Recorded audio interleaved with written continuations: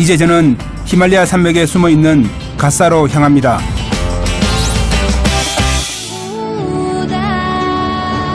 부탄의 면적은 한반도의 5분의 1 정도입니다. 하지만 서울에서 부산 정도의 거리인 500여 킬로미터를 달리는데 꼬박 1박 2일이 걸린다고 합니다. 직접 차를 타고 이동해보니 그 이유가 실감났습니다.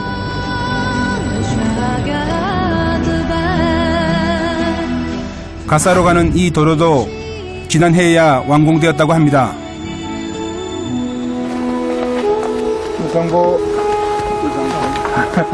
한창 달리던 중 저는 잠시 발길을 멈췄습니다. 언덕에 수십 개는 돼 보이는 나무를 세우고 있는 사람들이 궁금했기 때문이죠. What is he doing now? He is now erecting money for dead mother. Dead mother. 망자를 추모하는 기도 깃발인 마니다를 세우는 일은 망자의 영혼을 달래고 축복을 기원하는 특별한 기도를 올리는 의식과 같습니다. 깔마 채링 씨는 어머니가 돌아가신 지 49일이 되는 오늘 불교식 의례로 마니다를 세우는 중입니다. 돌아가신 분이 이제 빨리 좋은 곳에 태어날 수 있도록 그런 의미를 이제 담아서 이 달을 이제 세운다고. 깃발에는 옴마니 밤매홈이라는 진언이 빼곡이 적혀 있습니다. 옴, 연꽃속에 있는 보석이여 훔으로써 관세음보살을 부르는 주문입니다. 먼 길을 떠나는 어머니를 위해 108개의 나무를 깎고 마니다를 세우는 일은 힘든 노동일 테지요. 하지만 아들은 살아생전 못한 효를 다 하려는 듯 하나하나 정성을 다합니다.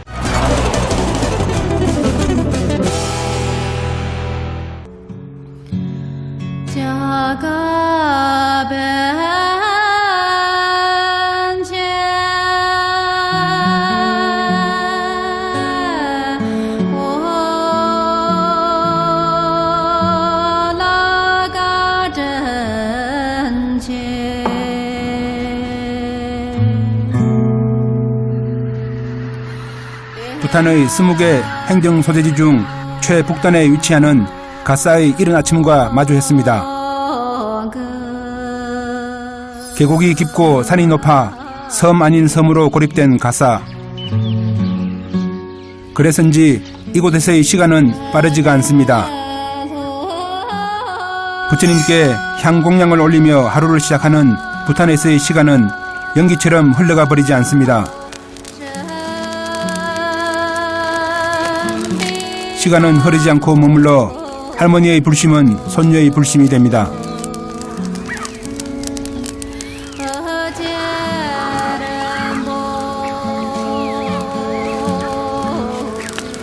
그래서 여기다가 또 뭐 짬밥 가루를 뿌려서 또 공양을 올리기도 하고 또 다양한 방식으로 다양한 나무를 올려서 향공양을 올리기도 하고 그렇죠.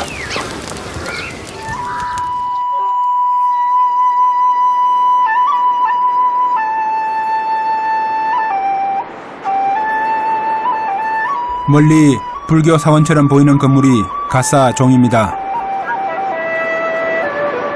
종은 부탄이 통일을 이룬 17세기에 티벳의 침략을 물리치기 위해 세운 요새였습니다. 때문에 산세가 흠준한 전략적 요충지에 자리 잡고 있습니다. 하지만 오늘날 종은 성녀들을 위한 사원과 행정기관의 역할을 동시에 하고 있습니다. 과거 부탄에는 아들 중 한 명을 승려학교에 보내 장차 스님이 되게 하는 풍습이 있었습니다. 부탄 사람들은 아들 중 한 명이 스님이 되는 걸 여전히 자랑스럽게 여깁니다. 의상보 가사종에 막 도착했을 때 무거운 짐을 옮기는 젊은 스님들을 만났습니다. 가사종에서 조금 더 산 위에 있는 종의 부속 건물인 승려학교로 식재료를 옮기는 길이었습니다.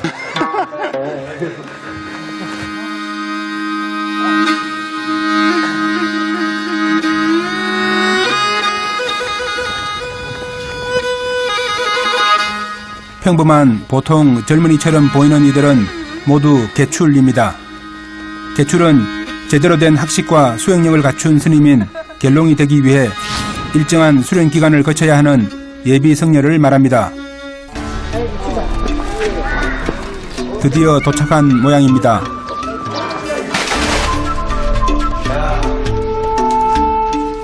고산지대에서는 겨울철 채소 구하기가 어려운데 스님들의 곡식 창고는 소박하지만 넉넉해 보입니다. 한창 부모의 품에서 커야 할 어린 시절부터 집을 떠나온 스님들은 이곳에서 스스로 살아가는 법 또한 배우는 중입니다.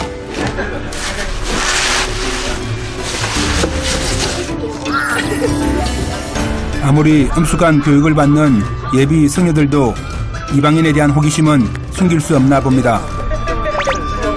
부끄러움을 감추지 못하는 모습이 영락없는 사춘기 소년들입니다. 이곳 가사종에는 유치원생 또래인 어린 동자승부터 20대의 청년까지 80여 명의 예비 성녀들이 수행 중입니다. Who is old monk? He. He's the oldest monk in this temple. 학생 스님들 중 가장 고참 스님의 나이는 이제 24. 땅보 니바 시바 순바 시바 시바 시바 마바 두바디마 개바 개바바 되어래. 파랑 년까지 있는데 스님은 이제 4학년 지금 4학년이라. 승려학교는 정부의 지원을 받아 무상으로 교육됩니다.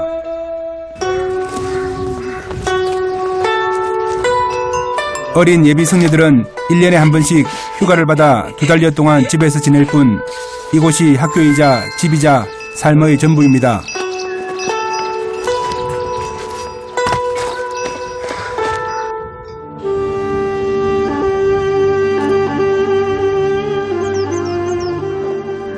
현세의 삶을 절제하며 무한한 내세의 삶을 추구하는 이들의 삶은 견고해 보였습니다.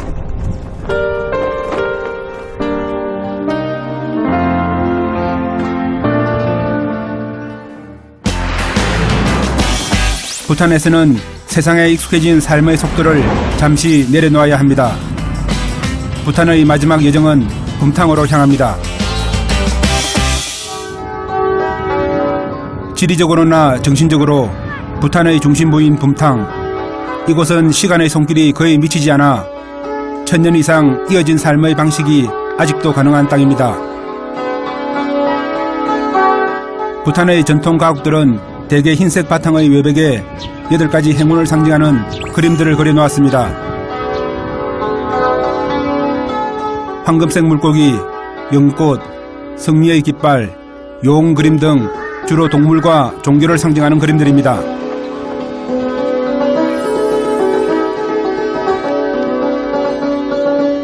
전통적으로 부탄 사람들의 집은 3층으로 이루어져 있습니다.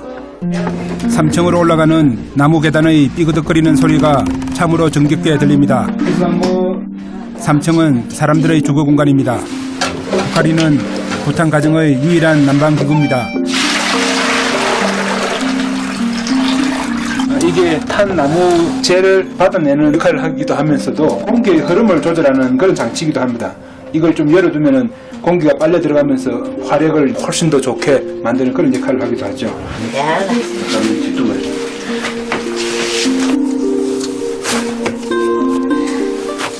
부탄에서 유명한 그 음식 중에 하나가 메밀 국수를 직접 이제 내려서 그걸 끓여서 먹는 어떤 그런 음식이 있다라고 해서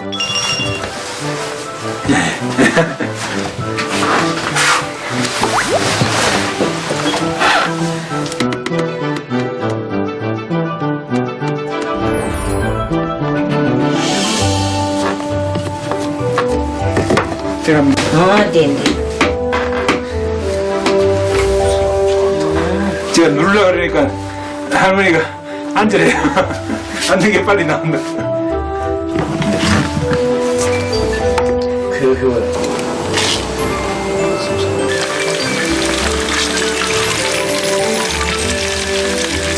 보니까 이 음식을 자주 해 드시는 어떤 그런 생각이 드네요.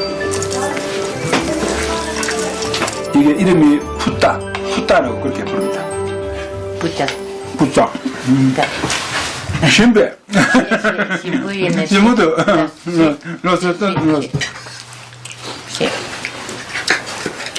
음식을 만들어 놓으시고도 이게 우리들한테 입에 맞으실지 없으실지 계속 먹을만 하면 더 드시라고 계속 말씀하시는데 상당히 맛있습니다. 그리고 이게 얼마나 좋은 음식이겠습니까?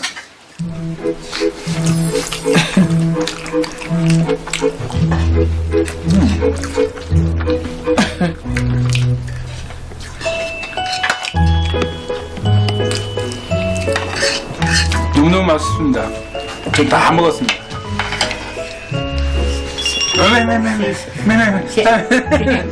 따뜻이 있어. 네, 망고 써. 또 좋지.